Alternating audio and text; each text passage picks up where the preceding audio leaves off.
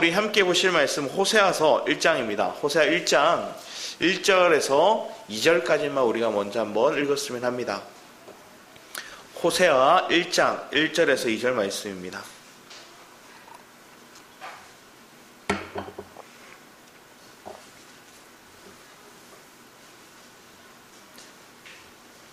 호세아 1장 1절에서 2절 우리 한 목소리로 같이 읽도록 하겠습니다. 시작. 우시야와 요담과 아하스와 히스기야가 이어 유다 왕이 된 시대 곧 요아스의 아들 여로보암이 이스라엘 왕이 된 시대에 브에리의 아들 호세아에게 임한 여호와의 말씀이라. 여호와께서 처음 호세아에게 말씀하실 때 여호와께서 호세아에게 이르시되 너는 가서 음란한 여자를 맞이하고요 음란한 자식을 낳으라. 이 나라가 여호와를 떠나 크게 음란함이니라 하시니. 아멘. 오늘 말씀을 보면 사람들이 이해가 되지 않는다 하는 분들 참 많이 봤어요. 하나님이 왜 거룩한 호세아를 또 우리가 알듯이 호세아서는 소선지서 예언서라고도 합니다. 그런데 이 예언서를 이 선지서를 쓴 이들 가운데 북이스라엘 사람은 3명밖에 없어요. 그 중에 한 사람이 이 호세아인데 그 호세아가 처한 상황을 보면 참 이해되지 않아요. 에스겔에게도 하나님께서는 명령하신 것들이 이해되지 않는 상황들을 말씀하실 때가 있어요. 그런데 오늘 호세아에게 하나님 먼저 얘기하는데 지금의 상황은 북이스라엘 향한 하나님의 말씀이에요. 근데 북이스라엘 향한 하나님의 말씀 가운데 1절의 시작이 우시야, 요담, 아하스, 히스기야 이 사람들은 남유다의 왕들이에요. 남유다의 왕 때 누가 이렇게 시대에 요아스의 아들 여로보암이 1세는 누구예요?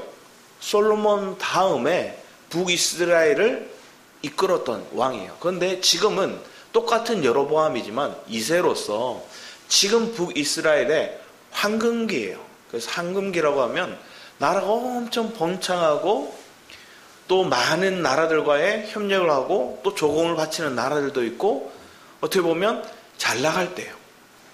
그런데 그 잘 나가는 끝자락에 하나님께서는 호세아 선지자를 통해서 말씀하시는 거예요.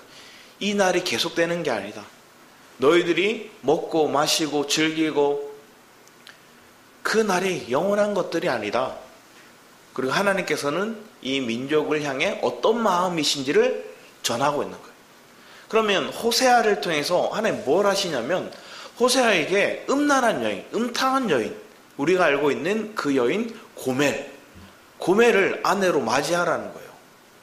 그래서 고멜을 아내로 맞이하여서 음란한 자녀들을 낳을 거예요. 2남 1녀를 낳거든요.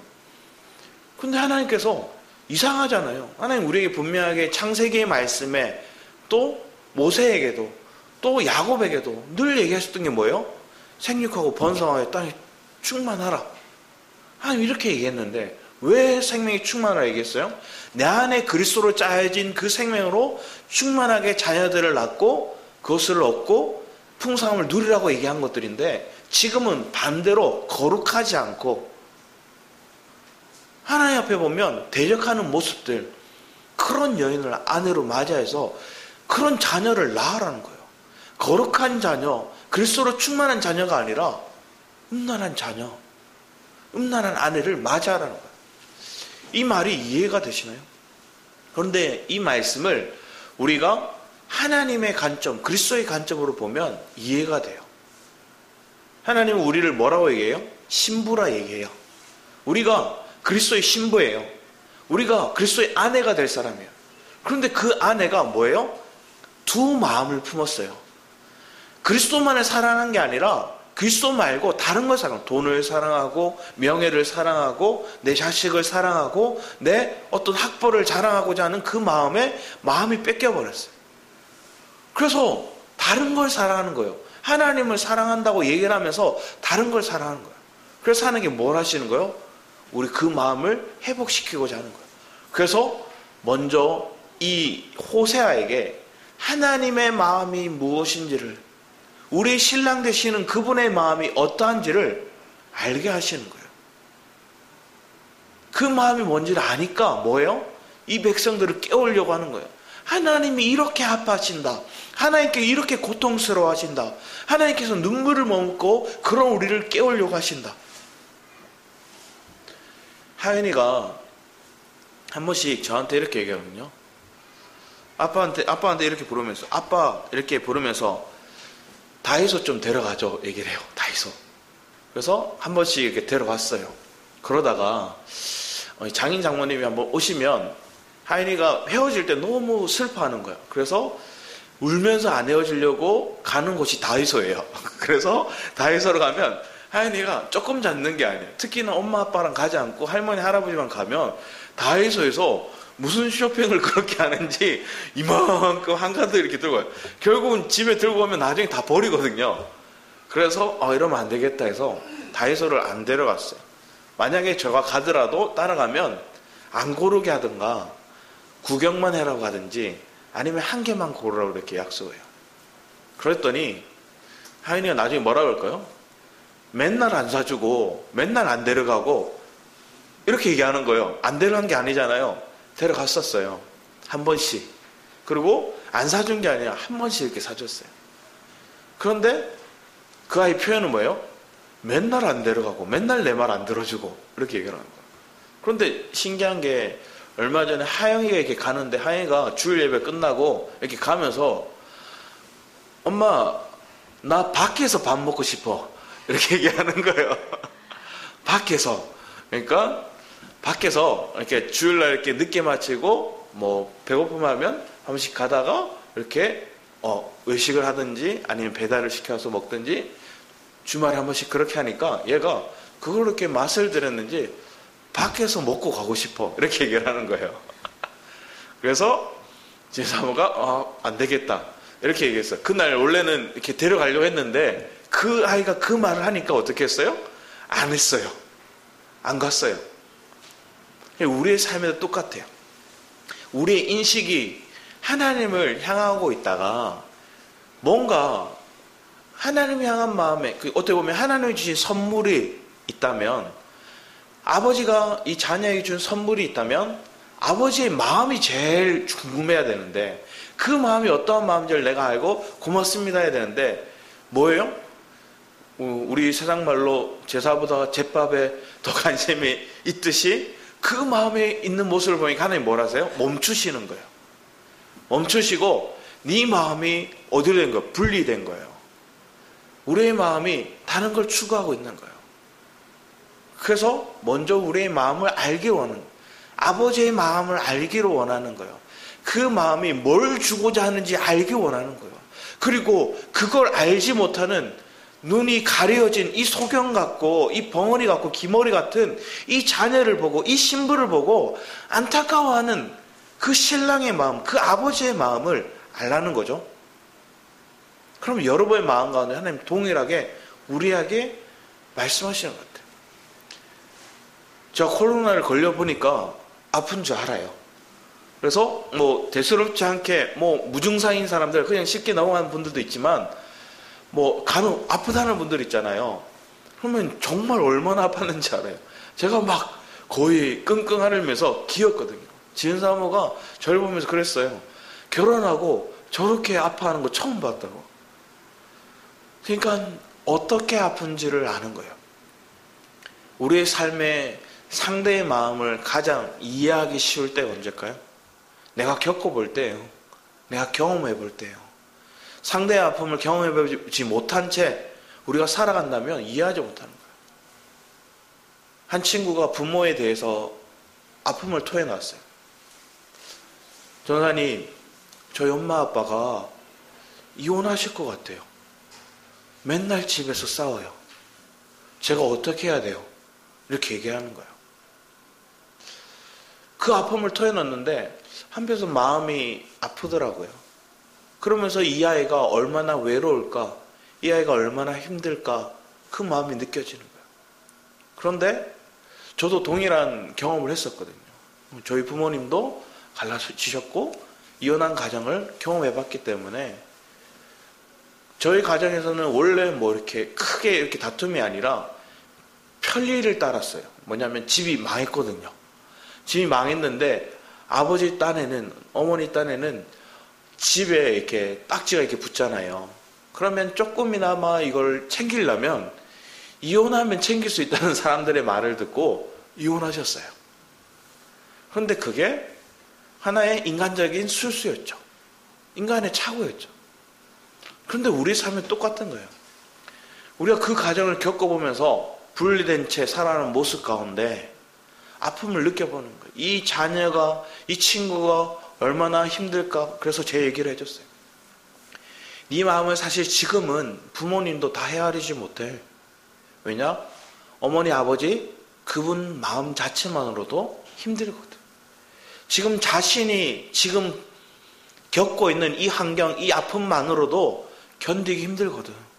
이걸 버티기가 어려워. 이걸 견디기가 힘들어. 그럴 때 너는 누굴 찾아야 될까? 이사야서 말씀해 보면 하나님께서 이렇게 얘기하시거든. 네 어미는 늘 잊어버릴지라도 나는 너를 잊어버리지 않을 거야. 하나님께서는 우리를 결코 잃어버리지 않는데요. 하나님은 우리를 버리지 않는데요. 그러면 누구에게 우리의 마음을 토해놔야 돼요? 나도 힘들 때, 나도 그 아픔 가운데 있을 때 처음에 나는 친구들과 친해졌다.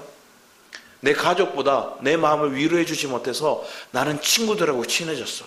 그래서 친구들이 전부인 것처럼 친구들하고 놀고 친구들하고 시간 보내고 이게 내 삶에 많은 시간과 많은 에너지를 쏟아부었어.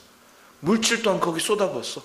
그런데 시간이 지나고 보니까 그 친구들 하나하나 떠났어.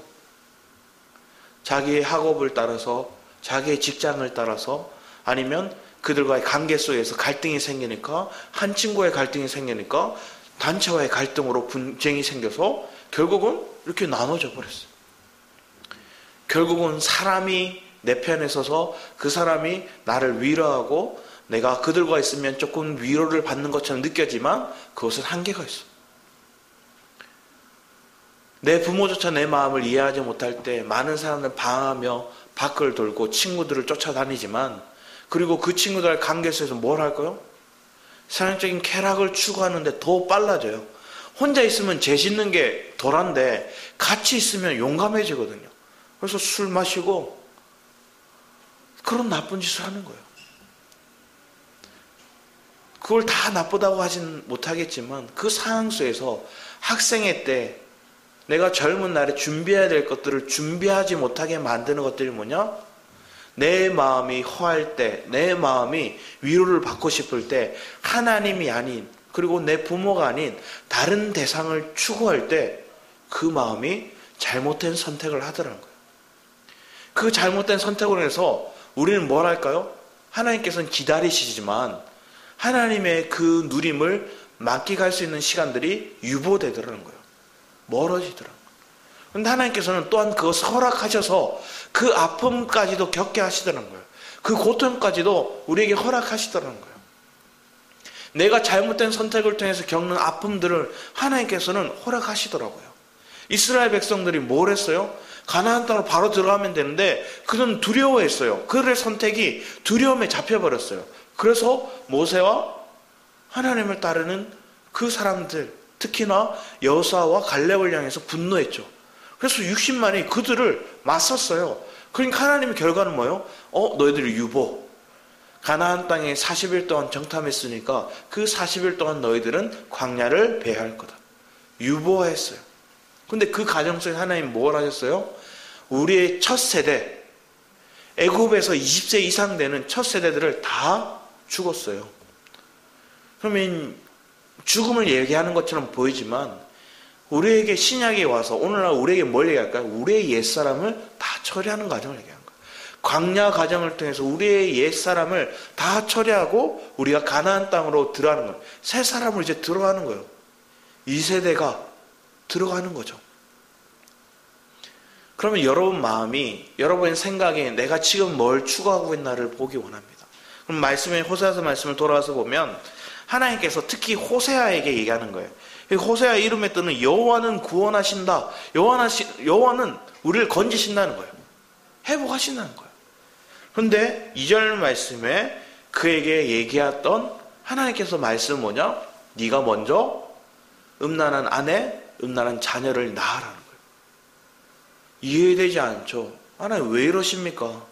하나님 왜 이런 상황을 내게 허락하십니까? 그런데 이 상황을 통해서 하나님께서는 이가 뭘 추구하는지 보기 원하는 거예요. 뒤에 말씀 보면 3절에 이에 그가 가서 디블라임의 딸 고멜을 맞이하였더니 고멜이 임신하여 아들을 낳음에 여호와께서 호세아에게 이르시되 그의 이름을 이스르엘이라 해라. 자, 첫째 아들의 이름은 이스라엘이에요. 수요 예배를 오신 분들은 아실 거예요. 들으신 말씀은 뭐냐면 이스라엘이라는 곳은 땅 지명이에요. 북이스라엘에 보면 이 북이스라엘 왕들의 어떻게 보면 별장 같은 곳이 이스라엘에 있어요. 그런데 그 이스라엘의 별장 가운데 살고 있었는 이 아합이라는 왕이 있어요.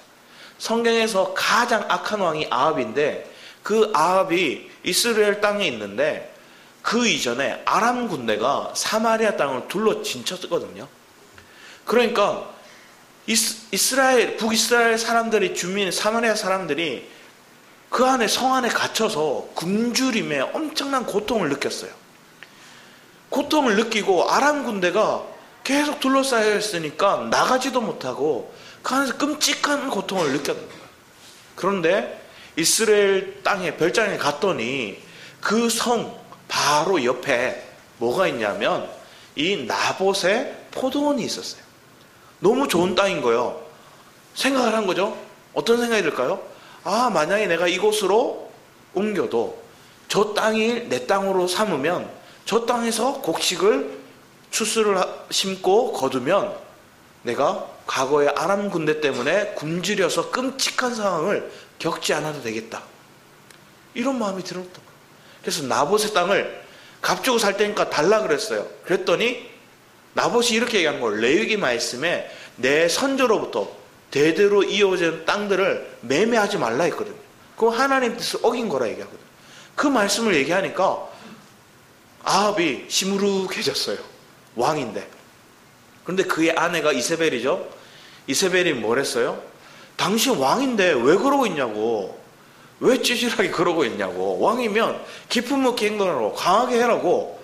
그래서 이세벨이 자기가 해결했다고 얘기를 하면서 불량배 두 사람을 불러다가 뭘 하냐면 저 나봇을 모함하였어요. 나봇을 속이는 거예요. 나봇이 신성모독을 했다고 속이는 거예요. 그래서 그를 억울하게 죽게 만들었어요. 억울하게 죽게 되니까 그 나봇의 땅을 이 아합이 취해요. 아합이 취하고 나니까 엘리야 선지자가 와서 예언하는 게 뭐냐면 네가 불의하게 이 나봇의 땅을 취하였다. 그 피값을, 나봇의 피값을 하나님 물으신다 얘기하면서 너와 너의 자손 때 대가 끊길 것에 대해서 예언을 해요. 그러고 나서 열왕기하 말씀에 보면 결국 그의 아들 여호람 때 실제로 예후라고 하는 신하가 있어요.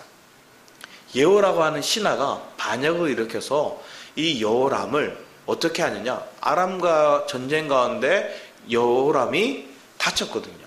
다쳐서 이 이스라엘이라는 별장에 와서 쉬고 있을 때 이 예후가 엘리사가 보낸 선지자를 통해서 기름 부음을 받고 반란을 일으켜서 그 여호람, 이 아합의 아들을 죽이러 와요.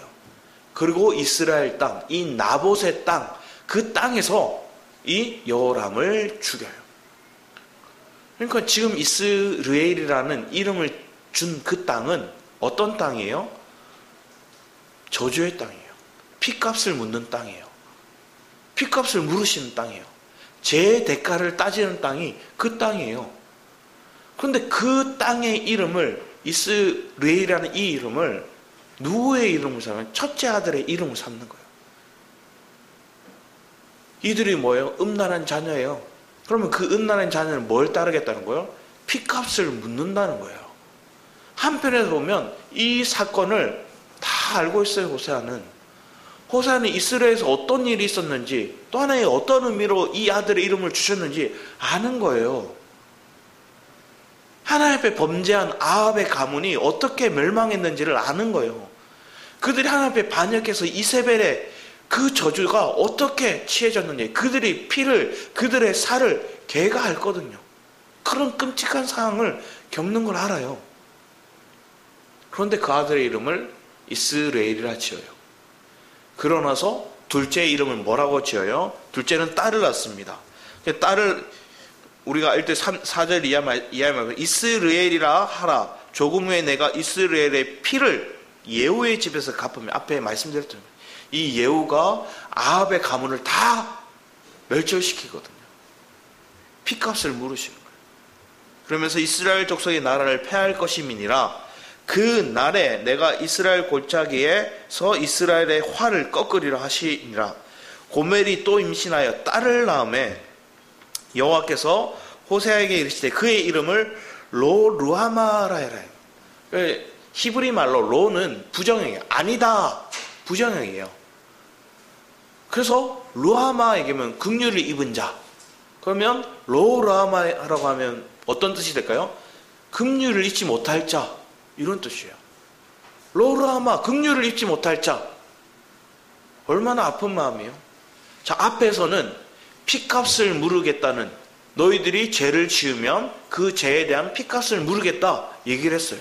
그게 이스라엘이라는 이름이에요. 그러고 난 다음에 르하마, 내가 결코 긍휼을 베풀지 않으리라. 르하마 얘기해요. 그러고 난 다음에 다시 아들을 낳아요. 그 다시 아들을 낳았는데 그 아들의 이름을 뭐라 하면, 호세아가 이르되 그의 보면 내가 다시는 이스라엘 족속을 긍휼히 여겨서 용서하지 않을 것임이라 이렇게 얘기를 한 다음에, 그러나 내가 유다 족속을 긍휼히 여겨 그들의 하나님 여호와를 구원하겠고 활과 칼이나 전쟁이나 말과 마병에 구원하지 아니하리라 하시니라. 고멜이 르하마를 젖된 후에 또 임신하여 아들을 낳음에 여호와께서 이르시되 그의 이름을 암미 얘기해요. 앞에 얘기했던 로는 부정이에요. 암미는 백성이에요. 한마디로 말하면 내 백성이 아니라는 거예요. 내 백성이 아니다.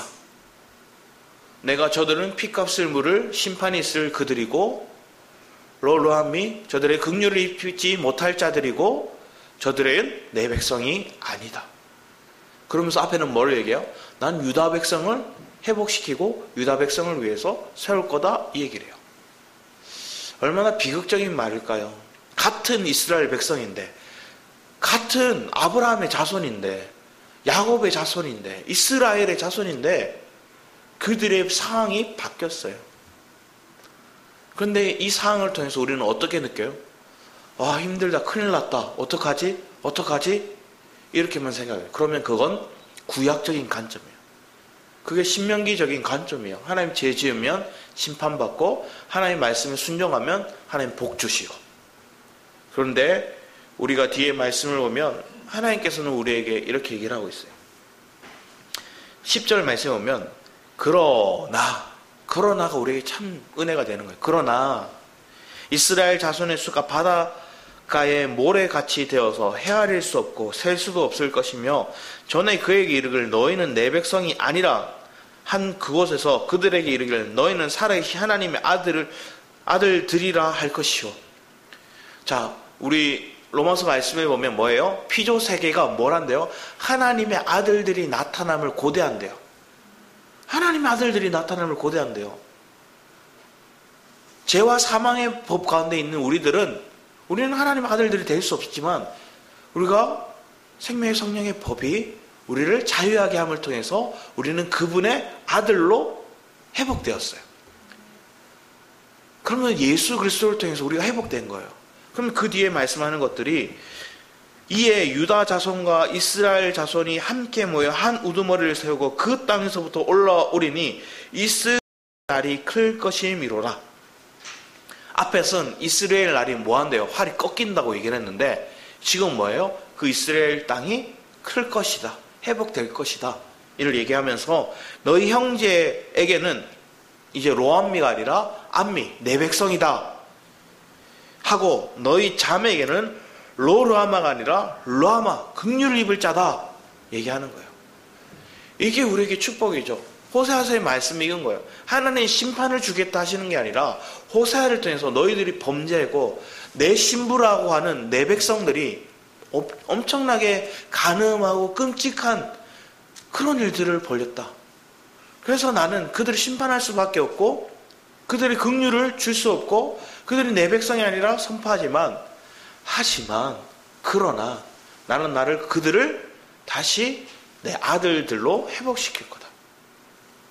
그 아들들을 회복시킬 거다 얘기를 하는 거야. 그래서 이 내 아픈 마음을, 이 나의 마음을, 나의 눈물로 솟아는 이 마음을 호세아야 네가 알기 원해. 호세아야 네가 이 상황을 나와 똑같은 상황을 한번 겪어보지 않을래?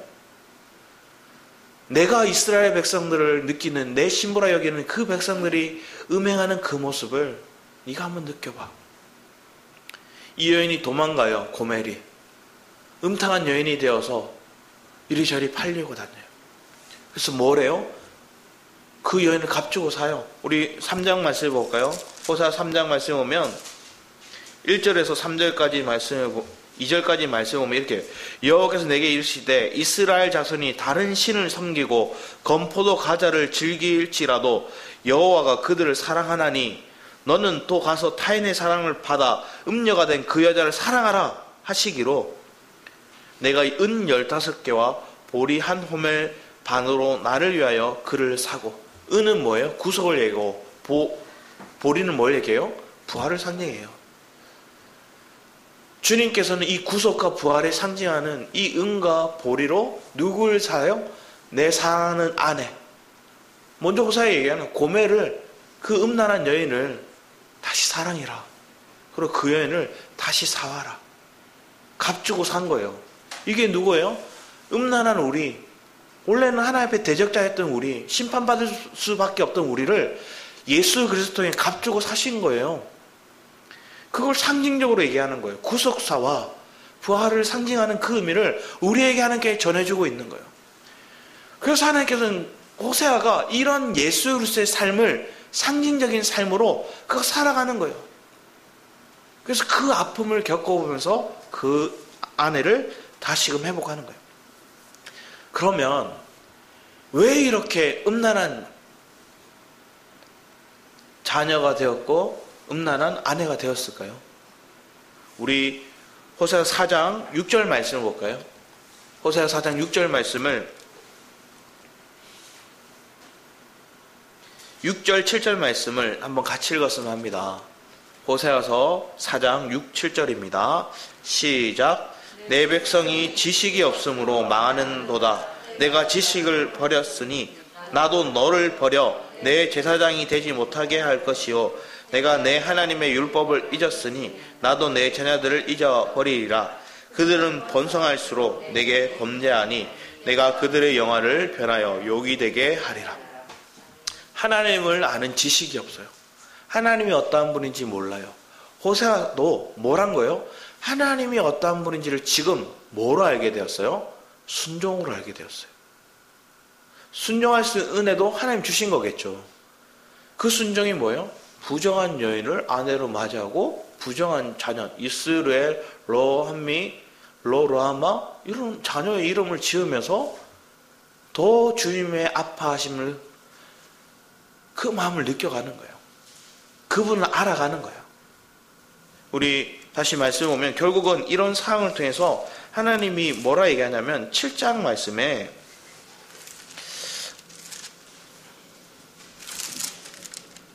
7장 10절 말씀에 이렇게 적혀 있어요. 7장 10절 말씀에 이스라엘의 교만은 그 얼굴에 드러났나니 그들이 이 모든 일을 당하여도 그들의 하나님 여호와께로 돌아오지 아니하며 구하지 아니한도다. 왜 하나님 아파하실까요? 그들이 죄가 다 드러났어요. 뭐로 인해서? 심판을 통해서, 아픔을 통해서, 징계와 같은 상황을 통해서 다 드러났어요. 그런데 뭐예요? 하나님을 찾지 않는다는 거예요.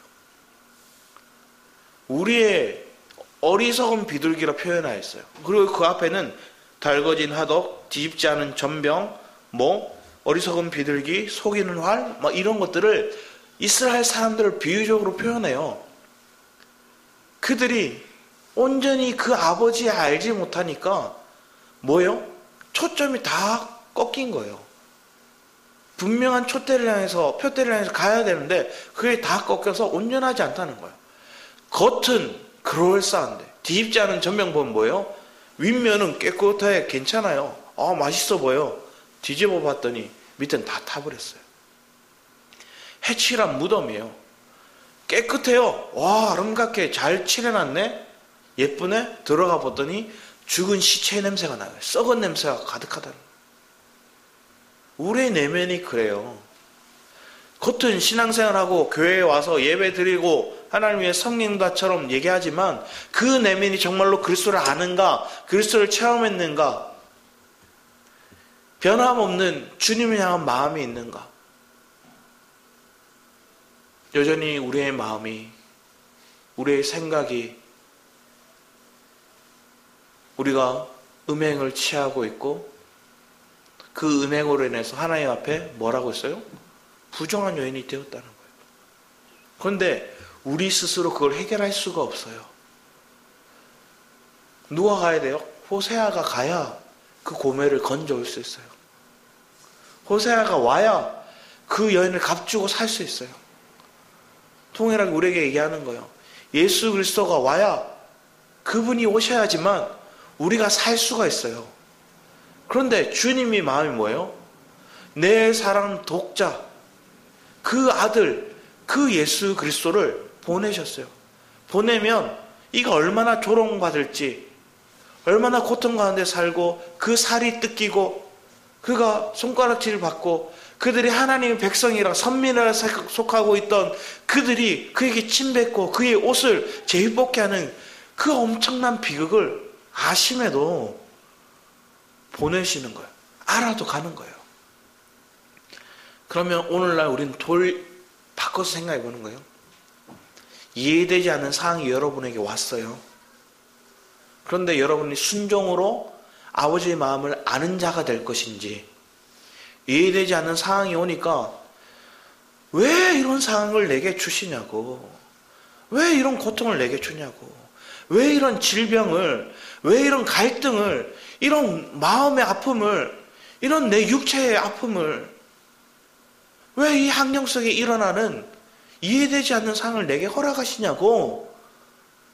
우리는 그렇게 내 길 가기 싫다고 돌아서는 자가 아니라 호세아처럼 이해되지 않지만, 그 당시에는 풀리지 않지만 아버지의 마음을 알 수 있는 길로 우리는 순종하기 원합니다. 그래서 우리 핵심 구절이 있어요. 6장 말씀을 볼까요? 6장 6절 말씀을 보면 이렇게 적혀 있습니다. 3절부터 이렇게 적혀 있어요. 그러므로 우리가 여호와를 알자, 힘써 여호와를 알자. 그의 나타나심을 새벽빛 같이 어김없나니 비와 같이 땅을 적시는 늦은 비와 같이 우리에게 임하시리라 하니라. 주님은 늦은 비와 같이 그 은혜가 우리에게 임할 거다. 우리 여호와를 알자 얘기를 해놓고 6절 말씀에 나는 인애를 원하고 제사를 원하지 아니하며 번제보다 하나님을 아는 것을 원하노라.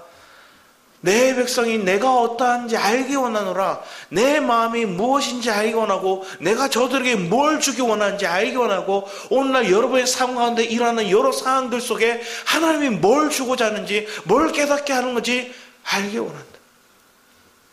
그 마음을 아는 것들이 축복이죠. 그 마음을 아는 것들이 뭐 하는 거예요? 이 아픔을 이겨나갈 수 있는 힘이 되는 거예요. 더 큰 은혜로, 더 큰 생명으로, 더 큰 능력으로 덧입게 되는 회복의 길이 거기에 있다는 거예요. 그래서 나도 하나님 저들을 살리기 위해 내가 가기 원합니다. 하나님 나를 보내서 사는 이사야의 고백이 우리의 입술을 통해서 선포되어지는 거예요.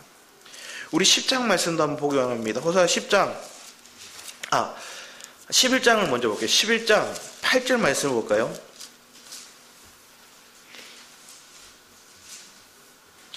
11장 8절 말씀을 여러분이 한번 읽어주셨습니다. 호세아 11장 8절입니다.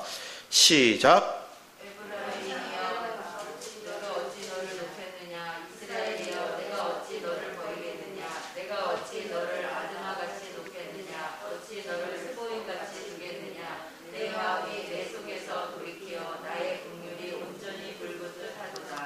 일장에서는 로르하마 로함미 이렇게 얘기했는데 지나고 가면 하나님 뭐예요?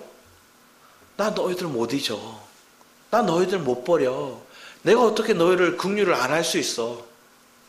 여러분 자녀에게 똑같은 거예요. 지난주에도 말씀드렸지만 하나님 너 말 안 들으니까 나가. 어떻게 해요? 울면서 겁을 내죠. 진짜로 쫓아내려고 진짜 내 자녀 안 되려고 그렇게 말했을까요? 아니잖아요. 경각심을 주는 거잖아요. 너 거기로 가면 큰일 나. 이번 주에 수혜배가 끝나고 하영이에게 가는데 하영이가 계단 위험하니까 손잡고 가 이렇게 얘기했어요. 그랬더니 하면서 막 하는 거예요. 결국은 제가 먼저 가고 하영이가 뒤에 혼자서 걸어 내려왔어요. 내려오는데 갑자기 애가 와 하는 거예요. 그래서 다리를 이렇게 탁 뻗었거든요. 뻗었는데 얘가 계단에 넘어져서 꼬꾸라진 거예요. 저 계단에 이렇게 내려가는데 그러면서 머리가 제 다리에 이렇게 걸쳐 있었어요. 그것도 뒤로 이렇게 넘어져가지고 뒤통수 이렇게 하는 거예요. 그러면서 막 우는 거예요. 하영이가 이렇게 세웠어요. 울길래 하영이 괜찮아? 먼저 물었어요. 그러니까 우는 거예요. 안아줬어요. 그래서 제가 뭐라고 했을까요? 그래 아빠 손잡으라 그랬지. 이렇게 얘기했어요. 그러니까 하는 거예요. 그러면서 집에 가는 동안 한동안 많이 놀랬는지 우는 거예요. 그러면서 이제 하영이 서운하면 이제 손을 잡아요. 아파 보니까 경험 보니까. 근데 얼마 갈지 잘 모르겠어요. 또 자기 고집이 나와요. 저는 아이들을 보면서 참 우리 같다는 생각을 많이 해요. 하나님 앞에 내가 할 거라고 내가 할 수 있다고 그래놓고 된통 나오고 나니까 전부요 주님 주님 아니면 안 됩니다. 그게 고백하는 게 자녀예요. 그게 축복이에요. 하나님 자녀 아니면 그렇게 안 해요. 그러니까 주님 찾는 거예요. 그럼 하나님 또 뭐예요? 또 긍휼을 그래 내 아들 내 자녀하고 끌어안는 거예요. 아팠지 힘들었지 내가 다 해결해 줄게. 내가 다 보호해 줄게. 그럼 하나님 다시 회복시켜 주는 거예요. 이런 아버지의 마음, 하나님께서는 심판을 원하는 게 아니라 긍휼을 원하는 거예요. 우리 출애굽기 말씀 볼게요. 출애굽기 32장 말씀을 보게 하면 32장 말씀을 보면 이스라엘 백성들이 뭘 만들었어요? 모세가 시내산에 올라가 있는 동안 40일 동안 그걸 못 견디고 기다리다가 하나님이 어디 계시냐고 그러면서 눈에 보이는 하나님을 만드는데 그게 금송아지예요. 그걸 만드는 걸 보고 하나님께서는 뭐라 얘기해요? 저들 다 쓸어버리고 다 죽이고 너로 다시 세우겠다 얘기를 해요. 하나님께서 금송아지 만든 그들을 보고 한 심판하시겠다 얘기하는 거예요. 그런데 이건 뭐예요? 이스라엘 백성들이 금송아지가 뭔 줄 알았어요? 하나님으로 얘기했어요. 지금 하나님을 직접적으로 인도해 줄 수 있는 모세도 없고 하나님도 자기 눈에 안 보이니까 보이는 하나님을 만든 게 금송아지예요. 눈에 보이는. 그러니까 그들은 하나님을 추구하지 뭐 하는 거예요? 눈에 보이는 어떠한 존재를 만들어서 우상을 만든 거예요. 하나님 그걸 징계하시고자 하는 거예요. 그래서 뒤에 말씀 보면 우리 31절 말씀 볼까요? 31, 32절 말씀을 이렇게 보기 원합니다. 31, 32절 말씀 같이 한번 읽겠습니다. 시작. 모세가 여호와께 다시 나아가 여짜오되 슬프도소이다. 이 백성이 자기들을 위하여 금신을 만들어 싸우니 큰 죄를 범하였나이다. 그러나 이제 그들의 죄를 사하시옵소서. 그렇지 아니하시오면 원하건대 주께서 기록하신 책에서 내 이름을 지워버려 주옵소서. 뭐라 얘기하는 거야? 주님, 저들이 죄 지은 거 맞습니다. 저를 자신들을 위해서 우상을 만들었습니다. 하나님, 그러나 긍휼을 베푸소서. 용서하여 주시옵소서. 차라리 내 이름을 생명책에서 지워달라고, 그래서 저들을 건져달라고 이렇게 하는 기도하는 거예요. 제가 이 마음을 하나님께서 그냥 이게 생명적으로 한 게 아니라 은사적으로 느낄 때가 있었어요. 왜 은사적으로 느꼈다 얘기하냐면 그 마음이 쭉 이어진 게 아니라 잠시 그 마음을 주셨거든요. 그게 언제였냐면 위구르에 제가 선교 갔을 때였어요. 선교 갔는데 유혈 사태가 일어나서 위구르 사람들과 그 어떻게 보면 지배민족인 한족이 다투는 거예요. 그래서 막 보도불력을 들고 사람을 죽이고, 우리가 한족같이 생겼잖아요. 그러니까 우리에게 막 죽이려고 하고 막 욕을 하고 하는 거예요. 그런 위협적인 상황이 왔을 때 준계엄령이 일어나서 도로에 막 진짜 탱크가 들어오고 거기에 막 군인들이 막 모여있고, 군인들이 모여서 결국은 막 수박 먹고 그러더라고요. 별일 안 하지만 그렇게 모여서 막 제재를 가하는 그 상황들, 그 상황 가운데서 여행 금지 국가라는 그런 파키스탄인가 아프가니스탄처럼 여행 금지 국가가 여행 금지 지역이 될 거라는, 이 신장 지역이 그런 지역이 될 거라는 그런 소식이 막 들려오는 거예요. 제가 그 땅에 있는데. 그래서 그 땅에 있는데 하나님, 우리가 할 수 있는 게 나가서 전도도 못하고 호텔 안에 갇혀 있었거든요. 호텔 안에서 뭐 했느냐, 24시간 릴레이로 계속 기도하고 예배하고 찬양했어요. 그리고 그때 하나님 제게 주신 마음이 이 마음이었어요. 아니, 너무 뜨겁게 눈물로서 이 마음을 주시는 거예요. 하나님, 차라리 제 이름을 생명체를 지워지더라도 이 땅 가운데 하나님을 알고자 하는, 아직 하나님을 알지 못하고 무지한 그들을 하나님 건져달라고, 여행 금지구가 그 지역이 되는 걸 하나님 막아달라고 막 기도했었거든요. 하나님의 그 긍휼의 마음을 알게 하시더라고요. 하나님 심판을 원하는 게 아니라 하나님 저 백성들을 쓸어버리고 내가 너를 다른 민족을, 다른 나라를 세울게, 이게 목적이 아니라 이 모세가 정말 아버지의 마음을 아는지를 본 거예요. 주님의 마음이 뭐한 걸. 하나님은 심판보다 긍휼을 원하신다는 거. 우리 예레미야 말씀 볼까요? 예레미야, 저희들 5장 1절 말씀 볼까요? 예레미야 5장 1절.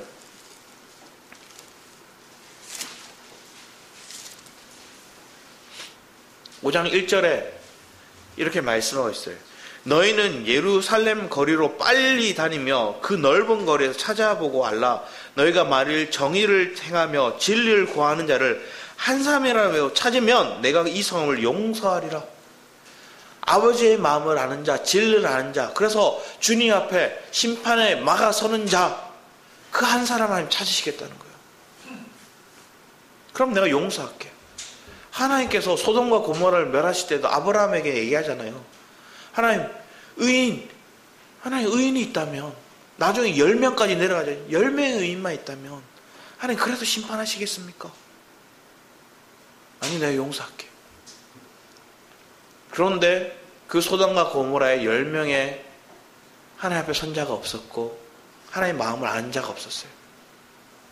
오늘 예레미야 말씀에도 하나님 정의 마가 선자 그 한 사람을 찾으시는데 그 사람이 누구냐는 거예요. 여러분의 가정 가운데 하나님 나라에 반역하여서 불의한 모습으로 살아가고 있는 여러분의 가정에 여러분의 가족들이 있다면, 그들 하나님의 이스라엘의 심판이 있고 피값을 물으시겠다, 로함미의 사건이 여러분의 가정에, 여러분의 가족 가운데 일어날 수 있는 그 상황 가운데서 하나님, 제가 막아서서 하나님 긍휼을 구하는, 이 심판을 막는 그 한 사람, 호세아와 같이 하나님, 제가 희생을 하더라도 저 여인을 사랑하겠습니다. 저 여인을 위해서 내가 값주고 그를 사겠습니다. 그래서 내가 먼저 그 그리스도를 알기 원합니다. 내 백성이 하나님 지식이 없어서 망해갔습니다. 하나님, 내가 먼저 그분을 알기 원합니다. 그분을 알기 위해서 이해되지 않는 상황이지만 주님이 말씀하시면 순종하겠습니다. 하나님, 그 순종도 하나님 은혜를 주시옵소서. 이해되지 않지만 주님이 그 길을 가게 하시면 하나님은 늘 오르시기에, 하나님은 완전하시기에, 하나님 내 생각보다 더 높으시고 더 크시기에 그분의 말씀을 따르기 원합니다. 그런 결단이 저와 여러분의 삶 가운데 있기를 사모하기 원합니다. 그런 믿음이 있으면 우리는 넉넉히 이겨요. 그런 결단이 있으면 더 이상 우리는 실망하지 않아요. 우리가 알고 있는 고라 자손 알죠? 고라 자손이 어떤 경우를 겪었어요? 모세와 아론이 반역했다가 거의 다 죽어요. 그런데 그 자녀 중에서 살아남은 자들이 있어요. 그런데 그 살아남은 자 중에서 어떤 사람이 되느냐 하면 그 고라 자손은 뭐 했어요? 반역한 사람들, 멸망당한 사람들, 심판받은 자손들, 꼬리표가 달려있어요. 꼬리표가. 그런데 그들이 결국은 뭐래요? 다윗이 왕이 되었을 때 제사장 가문 중에서 이 고멜에 누구냐면 헤만이라는 사람이 찬양하는 사람으로서, 찬양 인도자로서, 성가대 지휘자로서 맨 앞장서서 나아가요. 그래서 많은 찬송시를 적어요. 그리고 성전 문지기로서 앞에 서는 사람이 이 고라 자손이에요. 그리고 그 아들이 뭐예요? 떡 맡은 자로서 성전에 예배 드릴 때 떡을 굽는 자로서 역할을 감당해요. 우리가 심판받은 것 같지만 그들 하나님 건지세요. 하나님 건지는 자들, 고라 자손들이 망한 것 같지만 그 망하지 않은 그 자손은 뭐예요? 가장 귀하게 쓰시더라고요. 하나님을 찬양하는 자로, 하나님 떡 굽는 자로, 성전에서 가장 맨 앞서서 지키는 자로 하나님 쓰시더라고요. 여러분의 삶 가운데 어려움이 겪지만, 이해되지 않는 상황이 있지만, 심판을 겪는 것처럼 느끼지만 하나님은 뭐래요? 하나님 집에서부터 먼저 심판을 이루고 다루심을 겪은 다음에 뭐래요? 하나님 그들을 온전케 하시고 하나님 세우시는 거예요. 그런 은혜가, 그래서 여러분들이 왕같은 제사장으로 그 사명을 감당하는 저와 여러분의 삶이 되기를 축원합니다. 기도하도록 하겠습니다. 사랑의 주님,